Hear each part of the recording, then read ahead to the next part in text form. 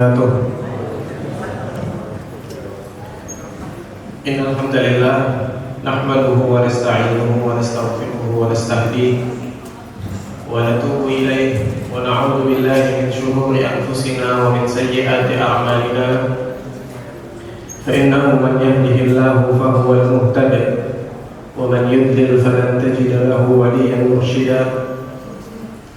Asyhadu an la ilaha illallah wahdahu la syarika lahu wa asyhadu anna sayyidana Muhammadan abduhu wa rasuluhu wa safiyyu khalqihi wa habibuhu layluha kanahariha la yazigu anha illa halik.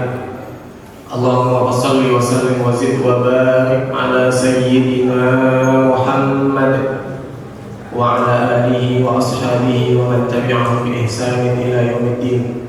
Amma ba'd. Alhamdulillah, kita bersyukur kehadirat Allah Subhanahu wa Ta'ala atas limpahan karunia dan juga rahmatnya kepada kita semuanya, sehingga pada petang hari ini Allah Subhanahu wa Ta'ala masih berkenan memberikan kepada kita nikmat iman, nikmat Islam, nikmat sehat, dan juga kita merasakan nikmat kemerdekaan yang ini patut kita syukuri, karena kenikmatan yang disebut di dalam bahasa Arab dengan kata ain, ni'matun, pakai ain, tidak berubah kenikmatan itu kalau kita syukuri menjadi ni'matun, menjadi menggunakan huruf qaf. Ni'mah tidak berubah menjadi nikmat ketika kita mensyukurinya, atau bahkan bisa jadi berubah bukan hanya menjadi nikmah yang artinya bencana, atau bisa jadi berubah juga menjadi laknatun, menjadi laknatnya Allah Subhanahu wa Ta'ala, dan ini tidak kita inginkan.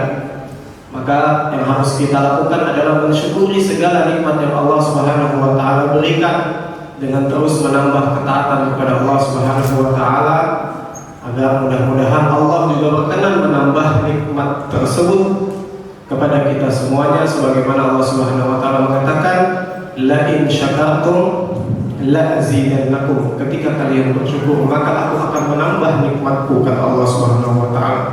Akan tapi ketika sebaliknya, wala in kafartum, yang kita lakukan justru kita kufur terhadap nikmat Allah, terhadap nikmat kemerdekaan juga, ya kan? Yang mana nikmat kemerdekaan ini banyak yang masih belum merasakan. Di antaranya adalah saudara-saudara kita yang ada di Gaza, Palestina, yang mudah-mudahan juga mendapatkan nikmat kemerdekaan sebagaimana yang kita rasakan pada hari ini. Amin ya rabbal alamin. Salawat serta salam marilah kita sampaikan kepada junjungan kita Nabi besar Muhammad sallallahu alaihi wasallam serta keluarganya, para sahabatnya, dan mudah-mudahan kita semuanya termasuk umatnya yang senantiasa istiqomah di dalam menjalankan segala sunnah-sunnahnya dan juga syariat yang dibawa oleh beliau hingga akhir hayat kita, hingga kita kembali ke hadirat Allah Subhanahu wa Ta'ala dalam keadaan husnul khatimah. Amin ya rabbal alamin. Bapak Ibu yang dimuliakan Allah Subhanahu wa Ta'ala, hari ini kita berkumpul dalam rangka ingin mengkaji, menuntut ilmu, yang salah satu ilmu tersebut yaitu adalah ilmu Allah Subhanahu wa Ta'ala, yaitu ilmu fikih. Ya, kita ketika menuntut ilmu, kita mencari ilmu, Allah Subhanahu wa Ta'ala diingatkan oleh Imam An-Nawawi rahimahullah ta'ala di dalam kitab Ta'lim Muta'allim. Beliau mengingatkan kepada kita, tujuan kita di dalam menuntut ilmu itu setidaknya ada 5 hal. Yang pertama yang harus kita tuju, yang harus kita niatkan ketika kita menuntut ilmu adalah ibtigha mardatillahi ta'ala. Harus murni tujuan utamanya adalah karena Allah Subhanahu wa Ta'ala, mencari ridhonya Allah Subhanahu wa Ta'ala, mencari rahmatnya Allah Subhanahu wa Ta'ala. Kemudian yang kedua, tujuannya adalah di dalam kita menuntut ilmu adalah sa'adatun fi daril akhirah, mencari kebahagiaan di kehidupan akhirat. Kenapa mencari kebahagiaan di kehidupan akhirat? Kenapa nggak mencari kebahagiaan di kehidupan dunia? Karena kalau kita tujuan utama kita di dalam dunia ini mencarinya adalah kehidupan dan kebahagiaan di akhirat, maka insya Allah kebahagiaan di dunia akan juga kita dapatkan. Tapi kalau kita hari ini sibuknya mencari dunia, maka pasti tidak akan mendapatkan akhirat. Tapi kalau kita sibuknya dengan akhirat, insya Allah dunia akan sedikit demi sedikit mengikuti. Kemudian yang ketiga, tujuannya adalah izalatul jahli an nafsihi wa an ghairihi, kata Imam Nawawi. Untuk menghilangkan kebodohan dan ketidaktahuan kita sebagai seorang hamba Allah Subhanahu wa taala. Dan juga ingin tujuannya adalah mengajarkan dan memberitahu kepada yang tidak tahu. Ya, di dalam kita menuntut ilmu, ketika kita sudah tahu, di antara kewajibannya selain mengamalkan itu adalah mengajarkan, memberitahu, jangan sampai membiarkan. Ya, itu tujuan yang ketiga. Yang keempat adalah ihya'uddin. Ya, menghidupkan agama kita dengan ilmu. Ya. Jangan sampai ketika kita mengaku beragama Islam, mengaku seorang muslim, mengaku seorang mukmin, ternyata keilmuannya dan pemahaman tentang keislamannya justru tidak mumpuni dan tidak memiliki pengetahuan tentang agamanya sendiri. Maka kita harus menuntut ilmu. Kemudian yang kelima, tujuannya adalah asyukurillah, bersyukur kepada Allah Subhanahu wa taala. Di antara bentuk syukur kita adalah dengan cara kita mencari ilmu Allah Subhanahu wa taala.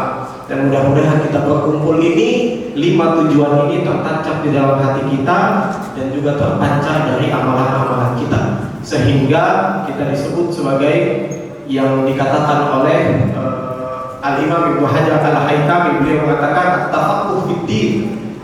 Ketika seseorang mencari ilmu agamanya Allah Subhanahu wa taala, berusaha beramal dengan ilmu agamanya Allah Subhanahu wa taala, itu adalah min alamati husnil khatimah.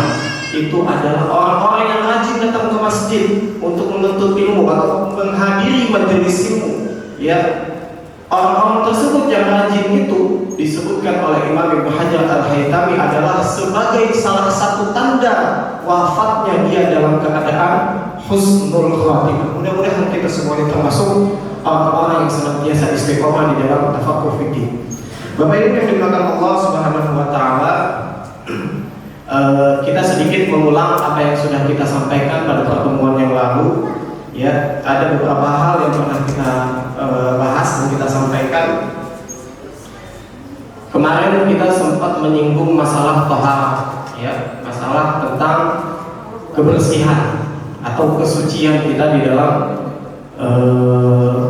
keseharian. Ya, antara tujuan taharah itu adalah untuk mensahkan kita di dalam sholat, agar sholat kita sah, maka harus taharah. Kemarin kita katakan ada 3 macam jenis air. Ada air yang tahir, mutahhir, air yang suci dan mensucikan. Ada air yang tahir, ghair mutahhir, air yang suci tapi tidak bisa mensucikan. Dan ada air yang najis. Ya, ada 3 ini yang harus kita perhatikan. Air yang tahir, mutahhir itu adalah air mutlak, murni, tidak ada campuran apapun. Seperti air yang ada air hujan, kemudian air laut, air sumur dan lain sebagainya. Setidaknya ada 7 gitu. Ya, kemudian air yang tahir, ghair mutahhir, air yang suci tapi tidak dapat digunakan untuk bersuci. Ya, contohnya air sabun, ya kan, air teh, air kopi dan air sebagainya yang dicampur dengan campuran lain. Nah, ini airnya suci akan tetapi tidak bisa dipakai untuk bersuci. Ya. Maka kemarin kita mengingatkan juga, ya, bagi teman-teman santri dan juga ibu-ibu yang suka mencuci, ya, ketika mencuci baju, ketika tahu di dalam baju, kumpulan baju itu ternyata ada najis, ya, masukkan ke mesin cuci atau masukin ke ember. Itu jangan sampai dia masukkannya terlebih dahulu air sabun.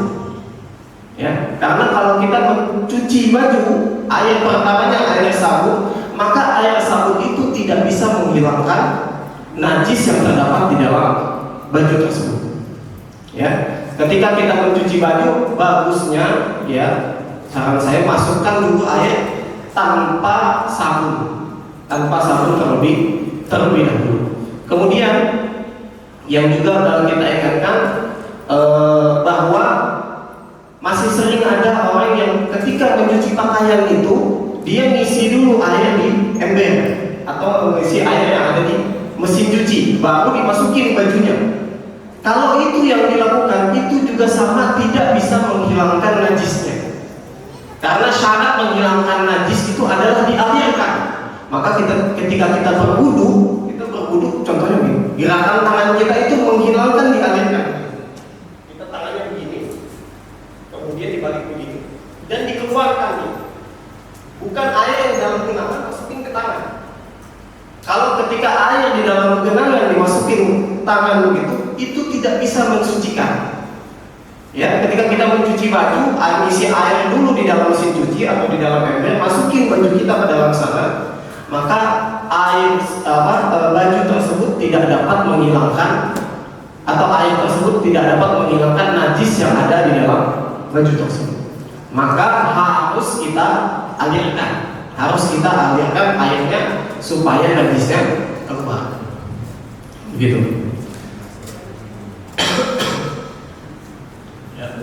Kemudian apa lagi kemarin yang kita bahas? Rukun-rukun sholat, ya, saya rasa itu masih ingat. Ya, takbiratul ihram, kemudian qiraatul Fatihah, ruku, i'tidal, sujud, duduk di antara dua sujud, ya, kemudian julusul akhir, duduk terakhir, ya, tasyahud di duduk terakhir, kemudian sholat ala Nabi atau salawat kepada Nabi sallallahu alaihi wasallam, Allahumma shalli ala sayyidina Muhammad di tahiyat akhir itu, kemudian taslimatul ula, kemudian takbir. Ya, ini rukun-rukun yang sudah kita bahas pada pertemuan yang lalu. Kemudian juga kita sampaikan bahwa ketika seseorang lupa atau seorang imam lupa untuk membaca atau melakukan duduk tahiyat awal, ya, ketika dia lupa imamnya tahiyat awal dan imamnya sudah berdiri tegak, maka tidak perlu lagi di subhanallah. Ya, kalau ternyata yang makmumnya tetap subhanallah gimana? Maka imamnya juga mengingatkan dengan mengatakan subhanallah, berdiri. Ya, ketika tahiyat awal imamnya lupa untuk berdiri, untuk tahiyat awal, kemudian dia berdiri. Ya, ketika posisi imam tersebut sudah dalam posisi tegak berdiri begini, maka seorang makmum kalau memang dia ingin mengingatkan, cukup ingatkan sekali, ya. Dan imam ketika paham seharusnya berdiri, tetap berdiri dan melanjutkan bacaan Al-Fatihah. Ya, paham? Paham ya? Ini sebetulnya udah kita bahas pada pertemuan yang lalu. Ini sedikit kita ulang. Ya. Iya. Kemarin kita katakan begini. Contoh, imamnya itu sudah tahiyat awal. Duduk harusnya tahiyat awal, tapi dia berdiri begini. Kalau dia sudah berdiri tegak seperti ini, ya, sudah berdiri tegak seperti ini, seharusnya kan di belakang pasti makmum subhanallah, mengingatkan supaya imam kembali duduk membaca tahiyat awal. Kalau dia sudah berdiri tegak, maka lanjutkan dia membaca Al-Fatihah. Tapi kalau imamnya belum, ya, kemudian kalau di belakang gimana? Tetap subhanallah, maka imamnya mengingatkan kembali kepada makmum subhanallah dengan menggunakan tangan kode kepada makmum berdiri ikut saya, lanjutin sholat. Tapi kalau diingatkan oleh makmum dalam keadaan masih begini, belum tegak berdirinya, maka ketika subhanallah imam langsung tahiyat awal. Oke? Dan dua-duanya harus diakhiri dengan sujud syahwi pada setelah tahiyat akhir. Paham nggak Pak Eka? Paham ya Pak? Sebelum salam, setelah tahiyat akhir, 2 kali sujud. Ya. Kemudian yang kedua yang juga kita dalam sholat yang kita bahas, yaitu takbir sholat Id yang sempat beberapa tahun yang lalu di Idul Fitri itu ada yang lupa imamnya. Ya. Jadi kalau saran saya itu bukan rukun dan bukan juga sunnah yang harus. jadi nggak ada masalah.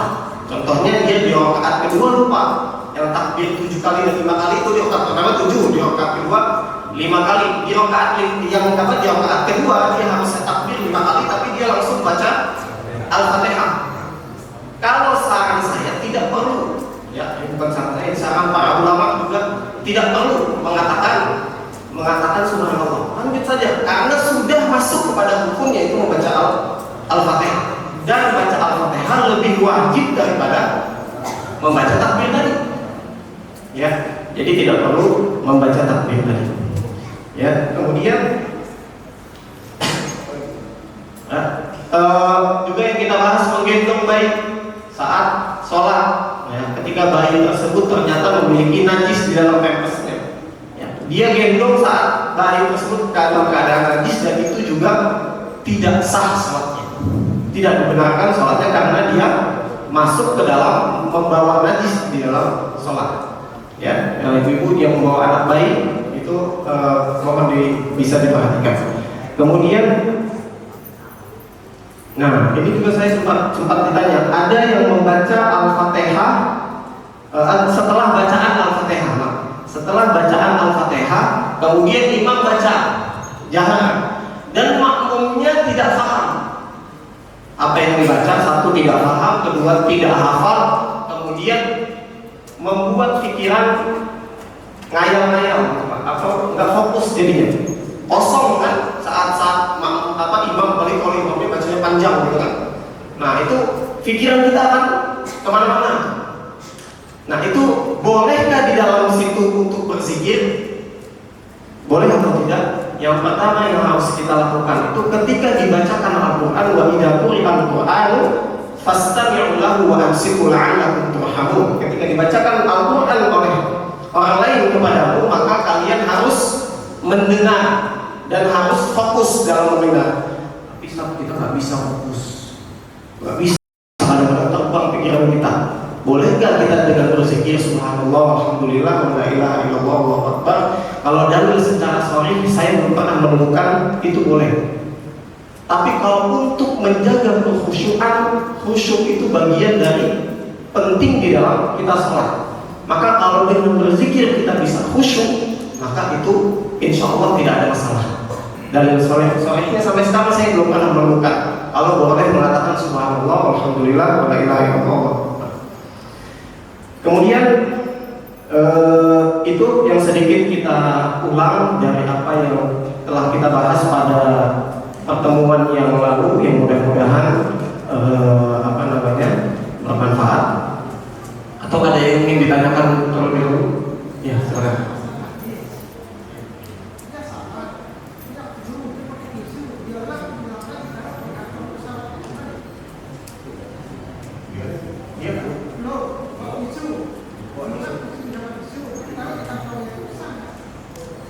Flu tidak najis. Flu tidak najis. Yang najis itu adalah yang keluar dari duburain, dari kubur atau dari dubur, dari depan atau dari belakang. Yang bawah ingus tidak najis. Enggak ada masalah. Itu enggak ada masalah. Kemudian juga yang kata telinga sini itu juga tidak najis. Ada lagi Pak? Sebelum kita lanjut.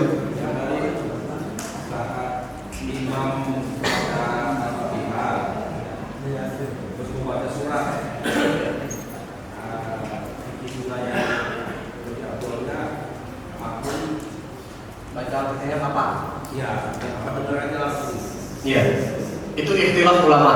Ada empat setidaknya yang mengatakan pertama bacaan imam adalah bacaan makmum. Jadi cukup diwakili oleh imam saja. Kemudian yang kedua, dia membacanya setelah bacaan imam. Contohnya imam membaca Bismillahirrahmanirrahim, kemudian di belakang Bismillahirrahmanirrahim, Alhamdulillahirabbil alamin, makmum membaca Alhamdulillahirabbil alamin sampai waladhdallin. Itu yang kedua.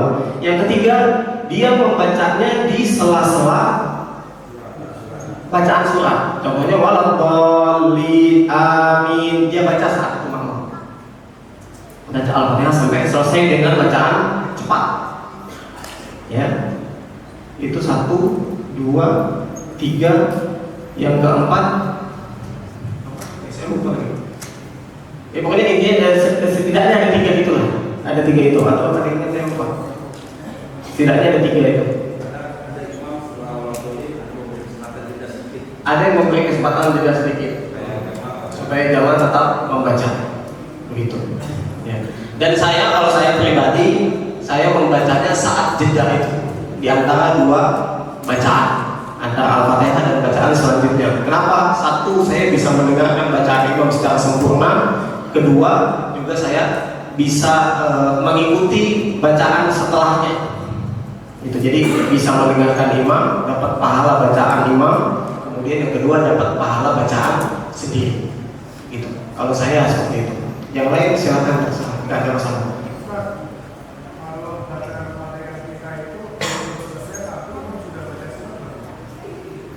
Imam sudah baca surat, selesaikan bacaan Al-Fatihah.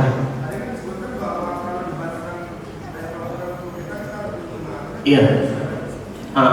Kan kalau bacaan Al-Fatihah, ya kemarin kita katakan qiraatul Fatihah itu rukun, fardu, wajib kita baca, wajib kita nggak boleh tinggalkan. Adapun tadi dia mengatakan Al-Fatihahnya mewakili kepada imam atau dia baca sendiri, itu terserah. Yang jelas bacaan Al-Fatihah itu lebih wajib daripada mendengarkan bacaan imam. Ya, lebih wajib daripada bacaan imam. Karena bacaan imam atau bacaan setelah Al-Fatihah, bacaan imam itu adalah hukumnya sunnah. Bahkan boleh ditinggalkan. Boleh saja ditinggalkan kalau contohnya dalam keadaan buru-buru, misalkan dalam keadaan sholat Jumat. Ya kan, ada sholat Jumat, khatib sudah naik mimbar dan mendengarkan khutbah khatib itu adalah wajib, bagian dari sholat Jumat. Ketika kita lalai dalam mendengarkan khutbah, yang contohnya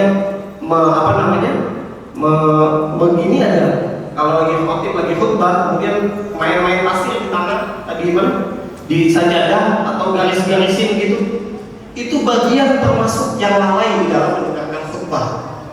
Yang tidur begini gimana? Itu gimana itu?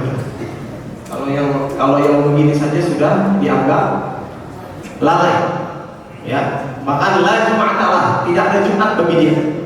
Kalau orang yang sudah mendengarkan khotib, kemudian ini juga agak kontradiktif. Nabi SAW ketika khutbah ada orang yang baru datang. Ketika khutbah Jumat ada orang yang baru datang dan tidak sempat dia sholat sunnah tahiyatul masjid. Maka diperintahkan oleh Nabi untuk dia sholat. Maka dia sholat. Nah saat itu dia boleh meninggalkan hal-hal sunnah di dalam sholat. Contohnya tidak membaca surat setelah Al-Fatihah. Kemudian tidak meninggalkan tahiyat awal ya.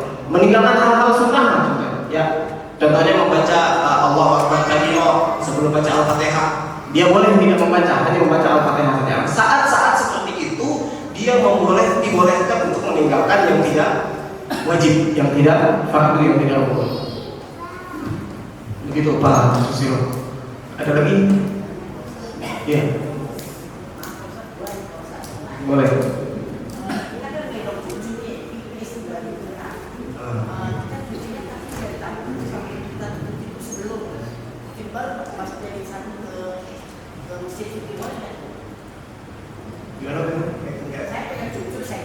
Iya.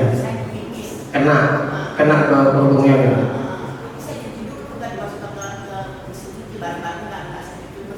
Siram dengan air tanpa sabun.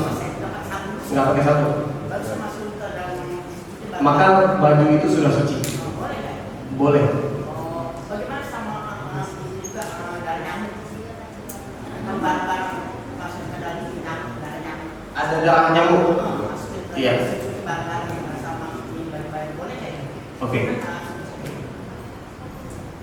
Darah nyamuk ikhtilaf ulama. Ada yang mengatakan darah itu tergantung banyak dan sedikitnya. Ada yang mengatakan baik banyak ataupun sedikit tetap najis.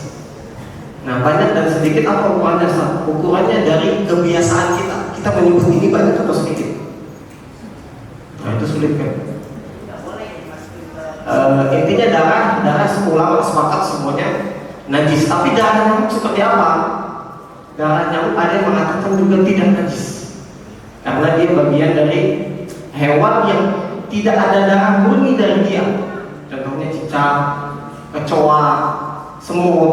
Nah itu hewan-hewan ini tidak najis, sifat aslinya, ya begitu.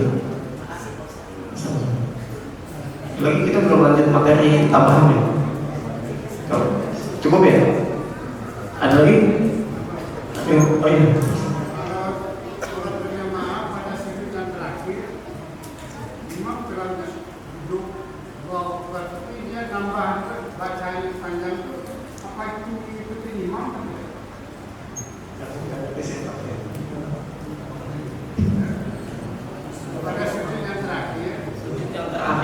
Oke.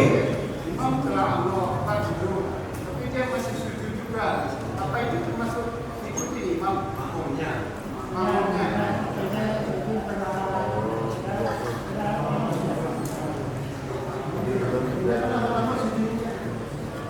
Oh, maksudnya imam sudah duduk tahiyat akhir, kemudian makmum masih tetap sujud berlama-lama dalam sujudnya, makmumnya begitu. Oh iya, ya. Sabda Nabi SAW mengatakan ju'ilal imam litamma bihi. Kita dijadikan imam itu dijadikan imam untuk diikuti. Gerakan apapun yang dilakukan imam harus diikuti. Ya, harus diikuti. Maka ketika kita tidak mengikuti imam, maka bisa mengganggu hal dalam salat kita. Karena ju'ilal imam litamma bihi, dijadikan seseorang itu sebagai imam karena dia untuk diikuti. Jadi jangan berlama-lama, ya. Kalau mau khusyuk berlama-lama silakan sholatnya sendiri. Gitu. Karena ketika kita menjalankan sunnah, memang sujud ketika berdoa di dalam sujud itu termasuk sunnah, termasuk hal yang dianjurkan oleh Nabi SAW. Ya, karena Nabi SAW mengatakan aqrabu ma yakunul 'abdu min rabbih fa huwa sajid. Kondisi dan keadaan terdekat seorang hamba kepada Rabbnya, kepada Tuhannya, yaitu saat mereka sujud. Maka Nabi SAW melanjutkan fa'aksiru fihi du'a. Maka saat kondisi sujud tersebut harus memperbanyak doa. Ini sifatnya sunnah. Sedangkan mengikuti imam itu adalah sifatnya wajib. Cukup Pak? Oke. Silakan.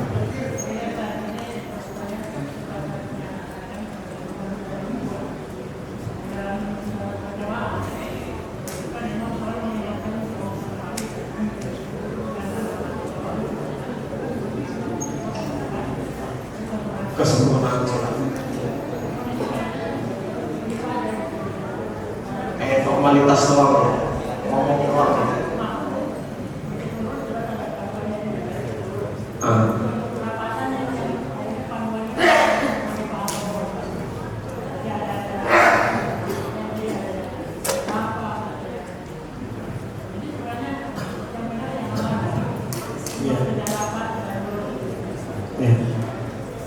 Jadi patokan rapatnya itu adalah ketika bahu dengan bahu yang nempel. Posisi bahu dengan bahu, bukan kelingking dengan kelingking. Ya, bukan kelingking dengan kelingking. Karena kalau kelingking dengan kelingking, kadang-kadang ada orang yang mau kelingking dan kelingkingnya bertemu, kadang-kadang yang nggak mau. Kalau dia mau, yang satu geser lagi, jadi lebar kakinya. Maka patokannya adalah, ya kakinya malah melebar. Patokannya adalah bahu. Ketika lurus dan rapat itu adalah bahu kiri dengan kanannya itu lurus.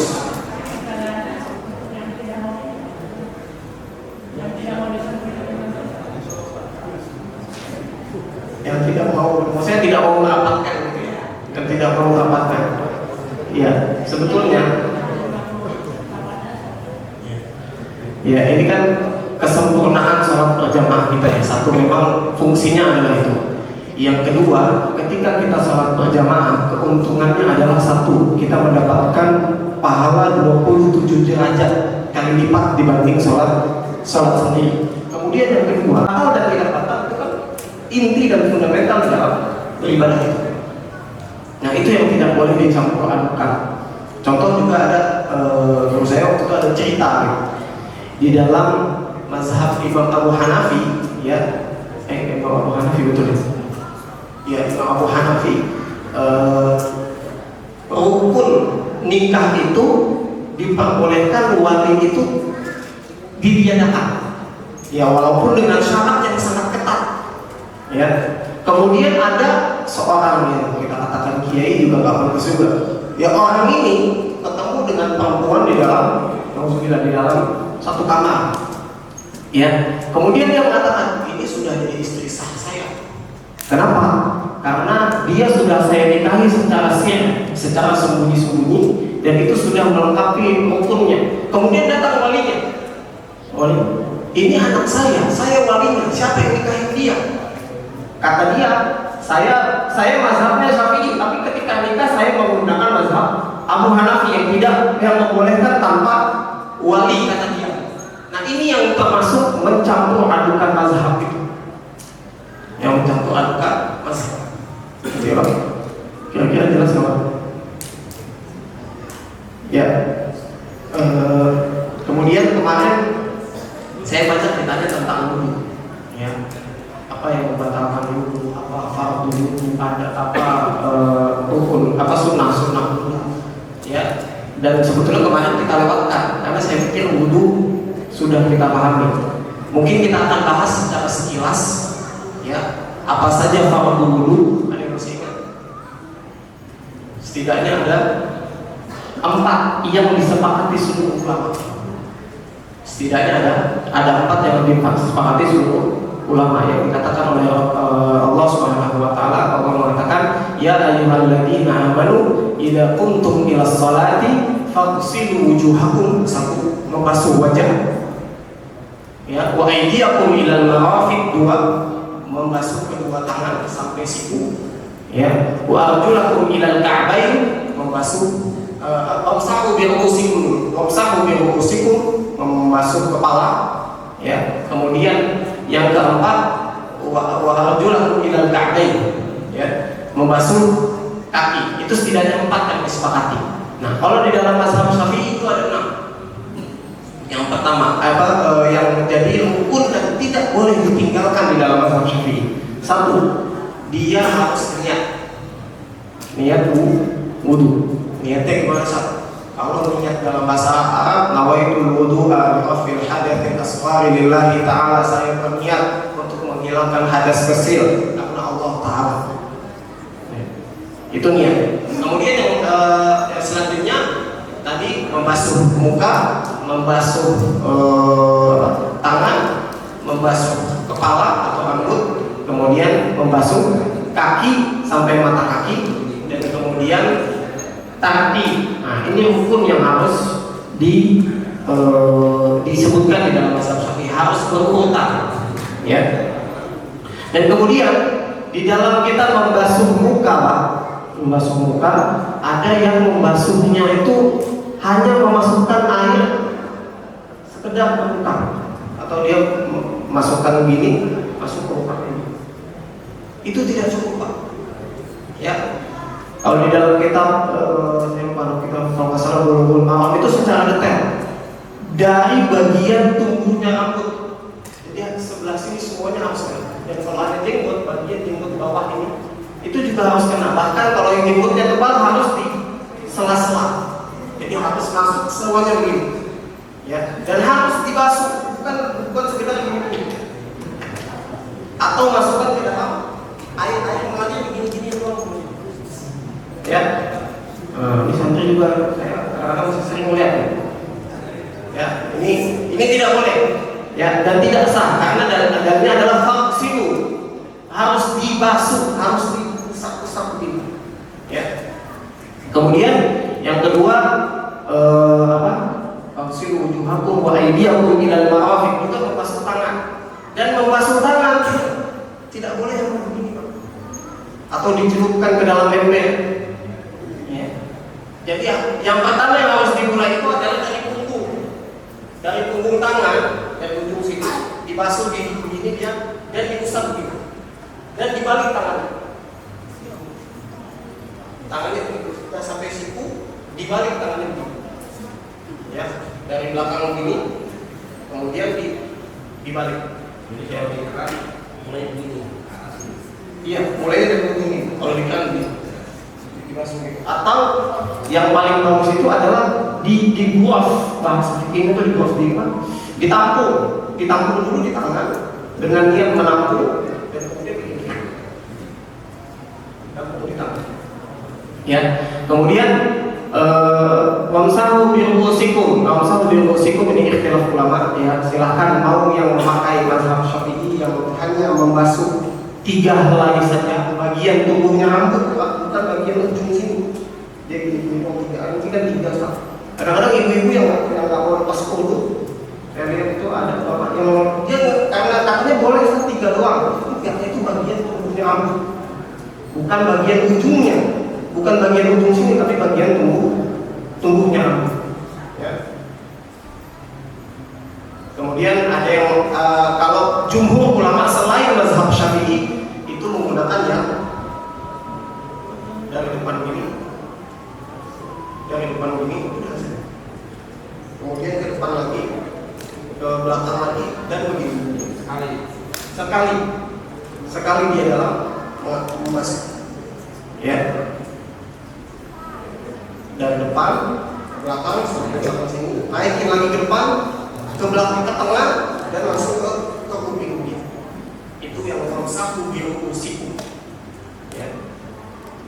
Kemudian membasuh kaki, ya, membasuh kaki juga sama, harus diusap dengan baik. Jangan sampai hanya membasahi saja atau masukin ke dalam aliran saja. Cuma siram-siram begitu saja tidak boleh. Ya, harus digosok, harus dibasuh. Sebentar. Ya.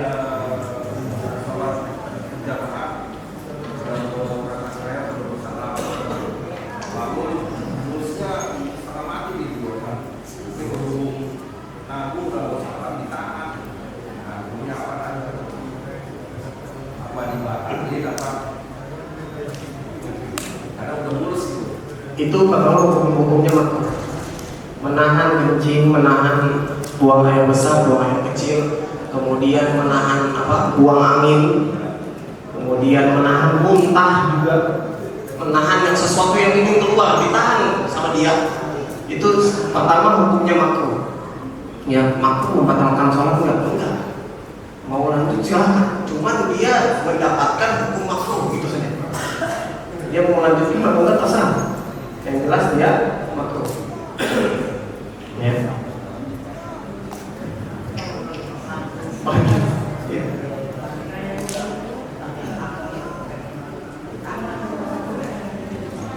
Iya.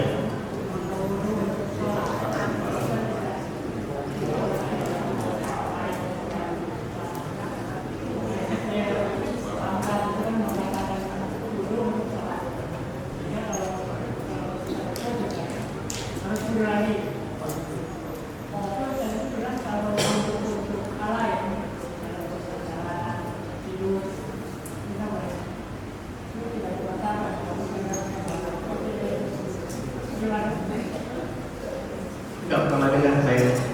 Yang saya tahu tetap batal, tetap tidak sah sholat. Adapun dia mau wudu lagi atau tidak, ya itu dikembalikan kepada dia. Silakan kalau mau wudu lagi berarti dia dapat afdol, yang jelas itu pasti afdol karena dia mau wudu lagi. Kalau dia tidak wudu lagi, ya sudah. Berarti dia satu, ya dia sudah wudu walaupun batal.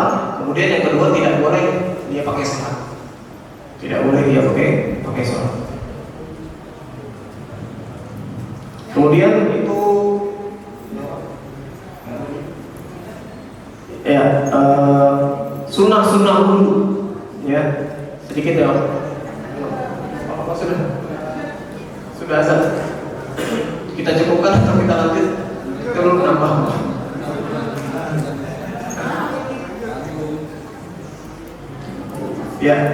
Ya sunnah wudu lah, kita sampaikan sunnah wudu. Ada membaca bismillah, kemudian yang disebutkan di sini saja ya.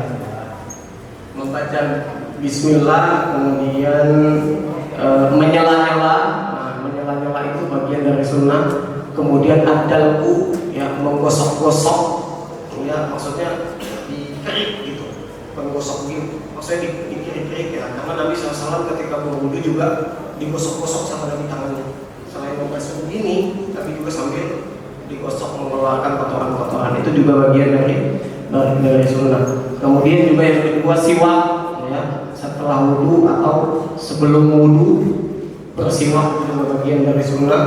Kemudian yang ketiga ghuslul kafain, membasuh kedua tangan, ya. Membasuh kedua tangan aslinya sunnah. Jadi bukan rukun dan bukan wajib, ya, tapi dia sunnah. Tapi kalau tangannya terkena najis, ya, itu jadi hukumnya wajib. Apapun anggota badan kita termasuk baju kita terkena najis dan kita ingin wudu, harus dibersihkan dulu yang najisnya, ya. Itu asalnya sunnah kalau membasuh tangan. Kemudian tahlilul lihyah, menyela-nyela dan sudah, ya. Kemudian taslis 3 kali. Jadi 3 kali itu bagian dari sunnah, ya. Makanya Nabi SAW ketika ditanya kam yakfinil wudu ya Rasulullah, berapa liter kita cukup untuk berwudu Rasulullah? Rasulullah SAW mengatakan mud saja. Satu mud itu tidak sampai 1 liter, 0,5 atau 0,75. Artinya air yang segini saja itu cukup untuk pakai wudu, 1 mud, ya. Begitu Pak. Di Mesir juga sangat irit sekali pakai air. Makanya ketika ada orang Indonesia melihat kamar mandinya basah, banjir, dia melihat itu aneh. Kita bicara ya Indonesia. Kalian ngapain itu di kamar mandi sampai banjir, sampai basah gitu? Karena mereka kamar mandinya kering, Pak. Jadi memang orang Arab itu Rasulullah SAW juga mengajarkan sunnahnya itu adalah cukup dengan 1 mud. Saya 1 mud berarti sekitar segini lah untuk wudu. Ya, kita cukup nggak segini? Kalau ukur doang cukup. Ya, kalau kita sampai banjir sampai nggak tahu karuan. Yang ini mubazir itu bisa menjadi sunnah, ya. Cukup kayaknya Pak, atau ada yang ditanyakan lagi? Ya, sebentar, ya, sebentar.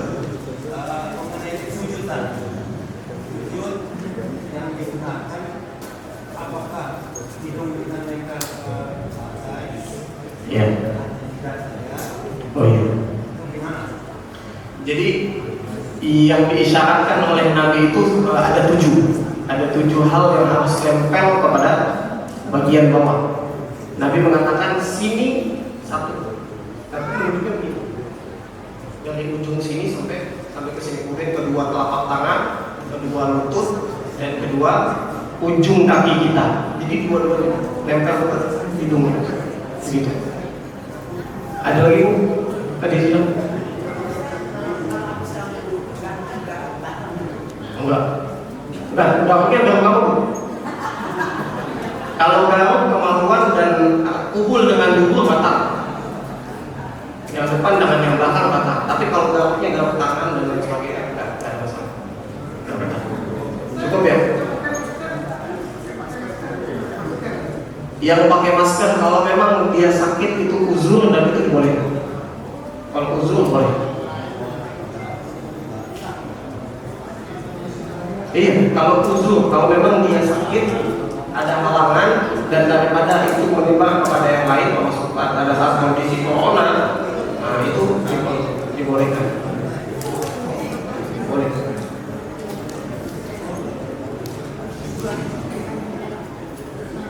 Atau dia mau menutup bau mulutnya, bau mulut itu makruh. Itu boleh. Cukup ya Pak. Kita tutup dengan bacaan Alhamdulillahirabbil alamin, dan kita tutup dengan sama-sama baca doa kafaratul majlis. Subhanallahumma wa bihamdihi asyhadu an la ilaha illa anta astaghfiruka wa atubu ilaik. Mohon maaf, mudah-mudahan Allah Subhanahu wa taala memberi kita pada kebenaran. Wassalamualaikum warahmatullahi wabarakatuh.